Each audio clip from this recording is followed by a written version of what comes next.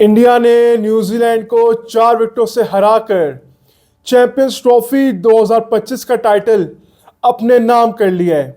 एक शानदार जीत, एक शानदार match and well deserve winner. जिस तरह से पूरे पूरे टूर्नामेंट में खेला है, एक शानदार जीत मिली है पूरी टीम को। और मुबारकबाद है इंडियन फैंस को, इंडियन क्रिकेट टीम को, उनके कोच गौतम गंभीर को, जिनमें बहुत ज़्यादा प्रेशर था।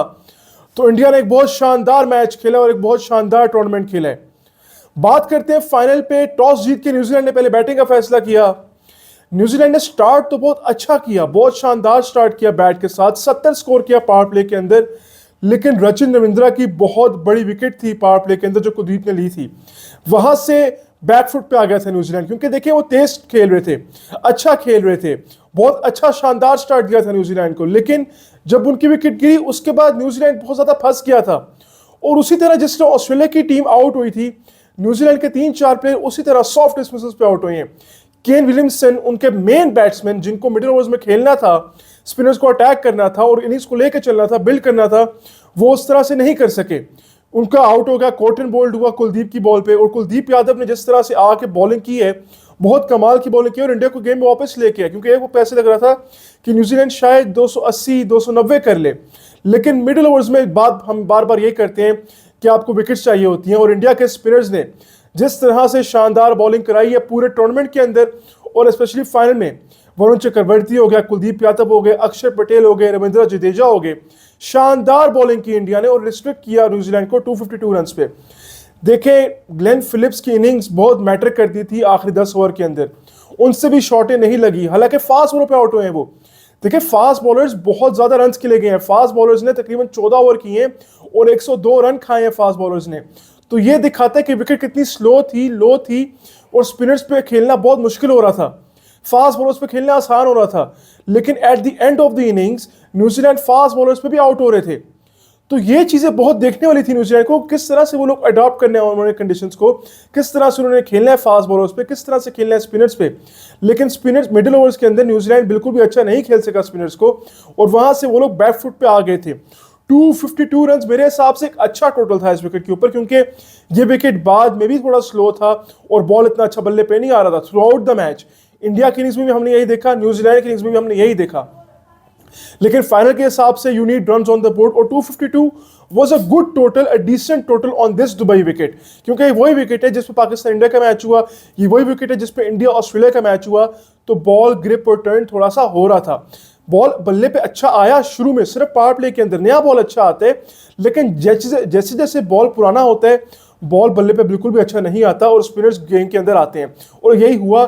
252 रन किए न्यूजीलैंड ने। उसके बाद इंडिया की बैटिंग पे अगर हम बात करें, रोहित शर्मा की क्या ही बात है। पिछले 3-4 सालों में रोहित शर्मा ने जिस तरह से अपनी गेम को इवॉल्व किया है, जिस तरह से इंडिया की टीम को वो स्टार्ट देते हैं, और जिस तरह से इस फाइनल के अंदर उनसे एक स्टार्ट चाहिए था इंडिया को, वो मिल गया था। शानदार बैटिंग और शानदार पार्टनरशिप थी शुभमन गिल के साथ उनकी, बहुत आला बैटिंग की है, बाउंड्रीज बहुत आसानी से आ रही थी। और उन्होंने जिस तरह 76 रन किए हैं, देखें, वो ही टर्निंग पॉइंट था इस पूरे मैच का, वो ही मेन पॉइंट था इस पूरे मैच का। क्योंकि सेंचुरी की पार्टनरशिप लगना एक फाइनल के अंदर 250 जब आप चेस कर रहे हो, जब सेंचुरी की पार्टनरशिप लग जाए तो आप ऑलमोस्ट आधा मैच जीत चुके होते हैं। उसके बाद अगर आप आउट भी हो जाए तो बाकी आपके पास बैट्समैन हैं जो आके रन कर सकते हैं, वो फॉर्म में भी हैं। और हमने यही देखा, रोहित शर्मा की जब विकेट गिरी और जब विराट कोहली की विकेट बहुत जल्दी गिरी, उसके बाद इंडिया थोड़ा सा अंडर प्रेशर आया और न्यूजीलैंड ने अच्छी बॉलिंग की, स्नैटनर ने अच्छी बॉलिंग की, ब्रेसवेल ने अच्छी बॉलिंग की। लेकिन मिडिल ऑर्डर इंडिया का बहुत ज्यादा स्ट्रांग है, बहुत ज्यादा स्ट्रांग है। श्रेयस अय्यर ने फिर से बताया कि वो इंडियन टीम में क्यों खेल रहे हैं, जिस तरह से वो परफॉर्मेंस करते जा रहे हैं, और जिस तरह से उन्होंने अटैक किया और जिस तरह से पार्टनरशिप डेवलप की उन्होंने, शानदार पार्टनरशिप थी। जिस तरह से वो बैटिंग कर रहे हैं, बहुत आला है इंडिया के लिए। और इंडिया के लिए मिडिल ऑर्डर में इस तरह का बैट्समैन चाहिए था। युवराज सिंह के बाद देखें ऐसा कोई बैट्समैन नहीं आया था जो गेम को टेक ऑन कर सके मिडिल ओवर्स में आके। अब उनको एक ऐसा बैट्समैन मिला है श्रेयस अय्यर की सूरत में, जो गेम को टेक ऑन करता है, स्पिनर्स को टेक ऑन करता है और एक शानदार बैटिंग करता है। और उसने वही किया, 48 रन तो किए, लेकिन इंडिया को मैच में वापस लेके आए वो, क्योंकि रन रेट उनका ऊपर जा रहा था थोड़ा सा, लेकिन रन रेट भी काबू में रखा है इंडिया ने। उसके बाद केएल राहुल की क्या ही बात करें, जितनी भी तारीफ की जाए उनकी इनिंग्स की वो कम है। जिस तरह से वो आके नीचे से इंडिया के लिए रन्स कर रहे हैं और विकेट रोक के रन्स कर रहे हैं, जिस तरह से वो बॉल टू बॉल खेल रहे हैं, रन बॉल खेल रहे हैं, जहां पे बाउंड्री चाहिए वहां बाउंड्री मारते हैं, जहां पे सिंगल डबल चाहिए वहां सिंगल डबल कर रहे हैं। तो केएल राहुल का जो रोल इंडिया ने चेंज किया क्योंकि अब नीचे आते हैं, आपने नोट किया वो नीचे आते हैं, अक्षर पटेल पहले आते हैं, उसके बाद केएल राहुल आते हैं। तो केएल राहुल को इंडिया को इतना मतलब नुकसान नहीं होता अगर ऊपर से विकेट गिर जाए, क्योंकि उनको पता है नीचे उनके पास केएल राहुल है, हार्दिक पांड्या, जडेजा है। तो इतनी स्ट्रॉन्ग बैटिंग लाइनअप के साथ इंडिया जिस तरह से खेल रहा था इस टूर्नामेंट के अंदर, तो यही लग रहा था कि 252 रन्स वो चेस कर लेंगे, और ऐसा ही हुआ। एक शानदार रन चेस देखने को मिला, सेंचुरी की पार्टनरशिप, उसके बाद मिडिल ओवर्स में पार्टनरशिप्स लगी, और मिडिल ओवर्स में भी देखें ज्यादा डॉट बॉल्स तो खेली इंडिया ने, न्यूजीलैंड ने भी खेली, इंडिया ने भी खेली, लेकिन टारगेट इतना ज्यादा नहीं था, जिसकी वजह से प्रेशर उस तरह से इंडिया पे नहीं आ सका। 6 आउट तो हो गए थे, लेकिन जो आखिरी 2 विकेटें मिली वो बहुत बाद में जाके मिली न्यूजीलैंड को, जब तकरीबन 10-11 रन रह गए थे। तो ओवरऑल एक शानदार टूर्नामेंट खेला इंडिया ने, एक शानदार जीत मिली इंडिया को, well deserve winners. Hard luck for New Zealand, always final में आके वो लोग हार जाते हैं।